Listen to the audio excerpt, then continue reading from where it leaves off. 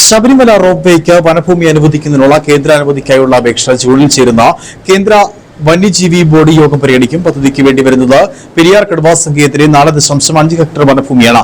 നിയമസഭാ തെരഞ്ഞെടുപ്പ് കഴിഞ്ഞതോടെ വനഭൂമിക്കായുള്ള അപേക്ഷ വന്യജീവി ബോർഡിന്റെ പരിഗണനയ്ക്ക് വരികയാണ്. പമ്പ ഹിൽ ടോപ്പിൽ തുടങ്ങി സന്നിധാനം പോലീസ് പാലിക്കുന്ന സമയം വരെ 2.7 കിലോമീറ്ററാണ് റോപ്വേയുടെ ദൂരം. ഇതിന് 4.5 ഹെക്ടർ വനഭൂമിയാണ് വേണ്ടത്.